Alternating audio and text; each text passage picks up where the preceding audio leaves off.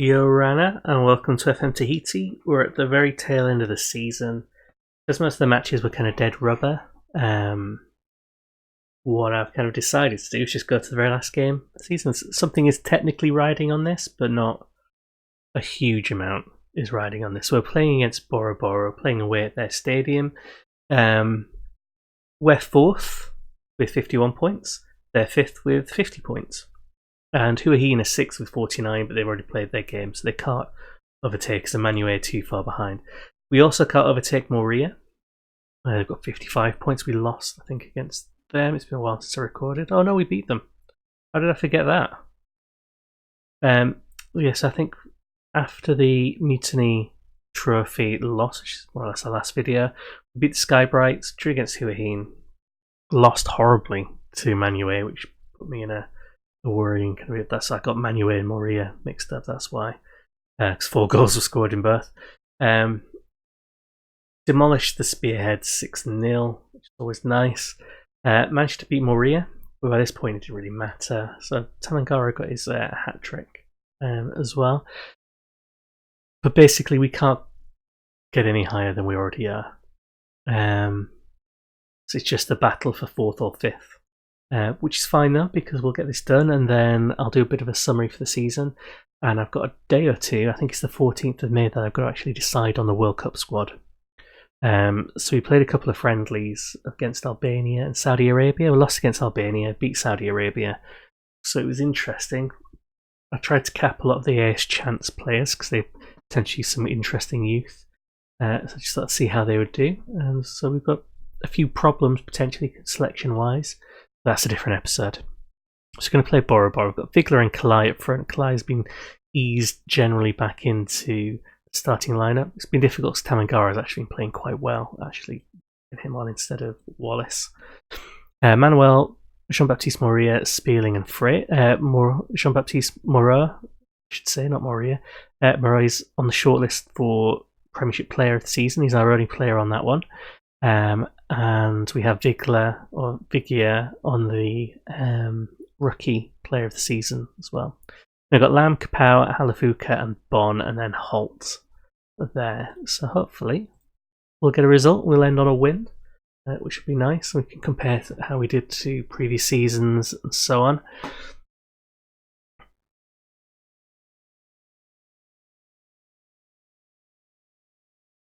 A little bit of weather's not going to affect us. Ready to start. She's carrying an injury. He's not fit really.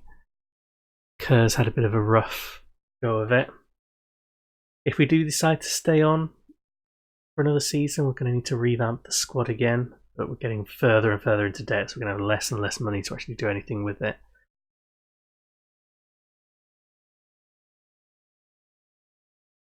Ooh, almost. Well cleared in the end. Spearling. Oh, class.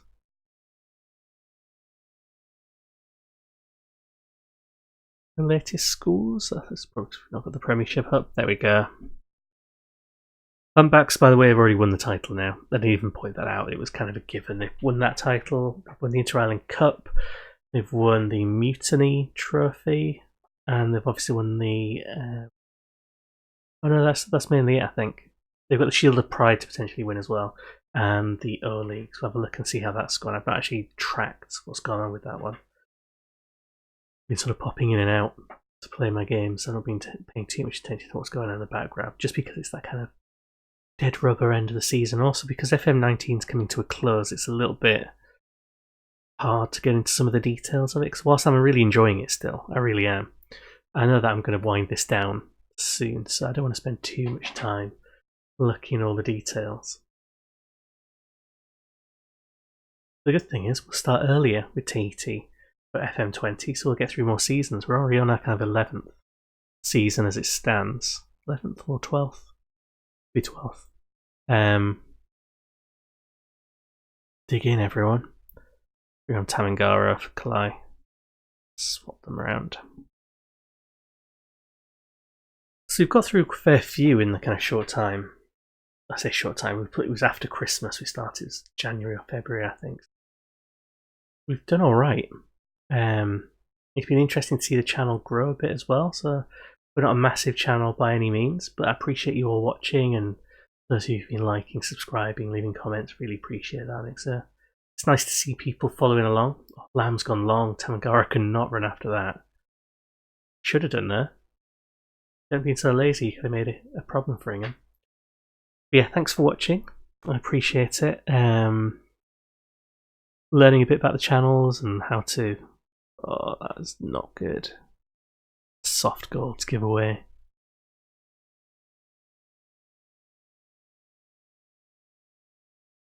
Their turn to go a bit long, really. So many people should have stopped that. But it's been interesting. So we've got, at the point of recording this, I think we've got about 42 subscribers, which is too shabby. Getting close to 3,000 views. I think we're about 2,800 views. Again, I know these are kind of small numbers compared to most channels, but just doing this as a hobby in my spare time, really. So it's pleasing to kind of see that kind of engagement. Hopefully it'll kind of expand and explode a little bit for FM20. I've really enjoyed it. It's been nice to kind of keep this record of the save. It does help keep you a little bit, not just more invested, but kind of more honest. It would be very easy at certain tough times of year just to not do a save and reload, but just swap teams and not stick around. Things like, oh, Spearling's gone. What a match. What a match. I mean, we need to school, so well, he stays. Bring on Hubert.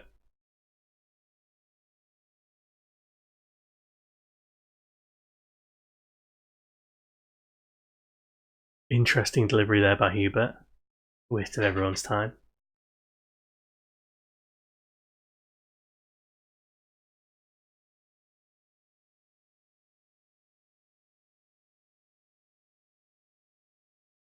So yeah, if you've got anything you'd like to see for the next video series or things I'm going to be doing, I've mentioned in a few videos the kind of rough plan. Improved version of Tahiti. It's FM Tahiti. Oh, Hubert's down, the old man's down.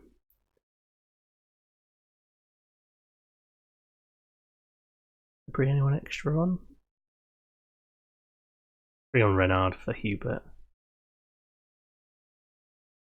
So yeah, I've mentioned an improved version of Tahiti, possibly a Yorkshire as a nation save, like kind of like club and country, but a regional save, maybe a Caribbean Super League. But obviously, when the beta comes out, it might be out by now by the time you watch this. But it's Manuel.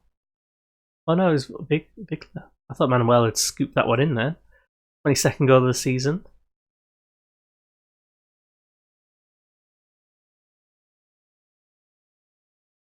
Oh, Manuel was just next to him, that's why. It's alright, that changes the table a little bit. Yes, I've got those kind of plans with the beta though. The editor's not released with the beta, whenever the beta might be. It's the 9th of October for me, and there are no signs of any kind of release date or anything at the moment, so this will be coming out maybe a week after this, and maybe we'll be closer then, maybe we'll know, but either way, during the beta you don't get the editor, so those 3 ideas I'm going to be doing all rely on the editor. So I'm going to have a beta save as well. Probably in Northern Ireland, maybe in Mexico. Any preferences, let me know, any suggestions. Unlucky. It really doesn't matter, it's the end of the season. So here we go. End of the season, and we have finished 4th. Maria might also get some more points, but that's not going to make any difference to the table. So this is where we are. Humpbacks have also got a game left to play against Moria, I assume, so they could get 76 points potentially. Just a big improvement on their 64 the season before. We got 52 last season. What are we on this season? 52. So we've equalled that. Season before that with 54, so that's our best.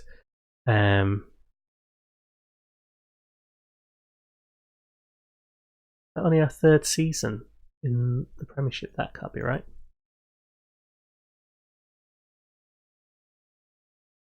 I feel like we've been here longer.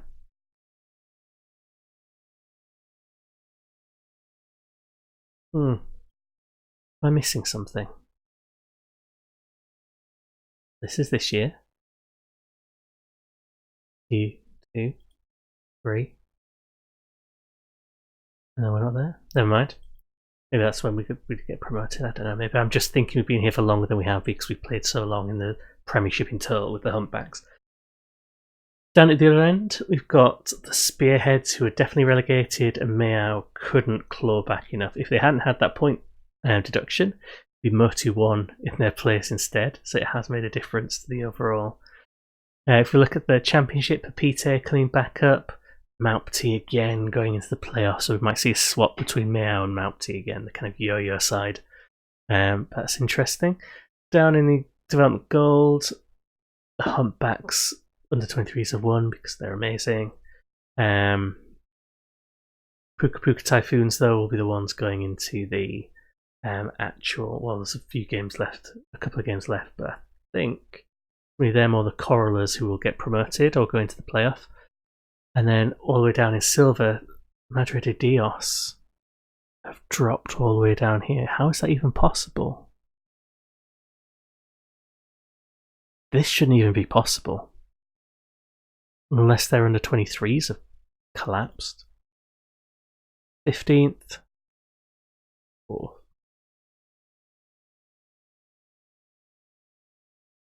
Weird. So what should have happened, it's not happened here. Slight issue with the database, I guess, is because Madrid de Dios are in this Development Silver, their under 23s are here. They shouldn't have been pushed. They shouldn't have been able to get relegated into the Silver. Someone else should have lost out for that one. But never mind. Doesn't really make any difference. Inter-Island Cup has been won by the Humpbacks. See, they're starting to become the record holders for that. Polynesian Super Cup was won by the Eels at the start of the season. Windward Isle was won by Moria. Again, they're dominating that one. Leeward was won by Ace Chance, who are starting to dominate this one. Oop, wrong way. Mutineers won by the Humpbacks. You can kind of see from these trophies, Moria, AS Chance, Humpbacks. And then the alternative winners or finalists are tending to be the Eels or us. Marquesa Pride is Uapo, who've always been pretty strong in there, but it's been sort of split recently. And Shield of Pride is yet to play, but I'm going to bet that it's not going to be Uapo, and it's probably going to be the Humpbacks against Moria in the final, with probably the Humpbacks winning it.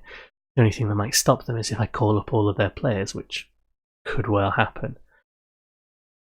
Youth Cup was won by the Eels under 23, so you're starting to see this kind of congregation of kind of power there. Squad wise, we've had some interesting performances. So Daniel Holt started to challenge Ahmed Smith, the goalkeeper position. Halafuka's done alright. What's his start? It's worth 51k. Doesn't look great, but he's been doing the job.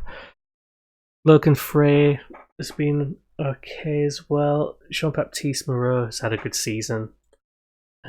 Once again, even though his stats suggest he shouldn't be having an amazing season, for that past 3 seasons in the Premiership, he has got a solid 7 each time.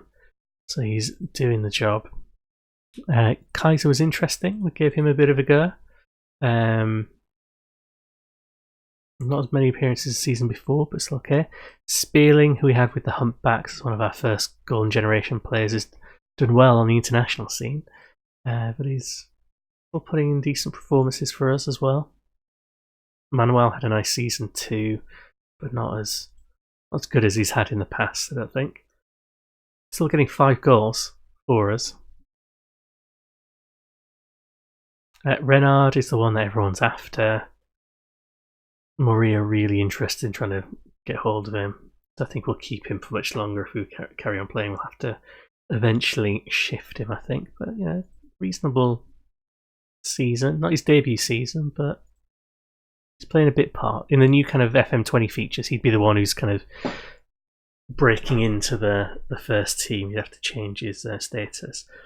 O'Keefe never really got the opportunity. I kind of sidelined him. We played 1 sub appearance in the league and 1 sub appearance in the trophy. Not fantastic for him. I feel a bit bad, so he's going to be going. Tamangara, in the end, got 7 goals from 12 league appearances. That's okay. Wallace only came in with a couple of goals, only 1 in the league. Wallace might be on his way soon as well, if I can get rid of him. Kalai, solid season, 14 in all competitions in 24. And then he's probably our best signing, our best player of the season.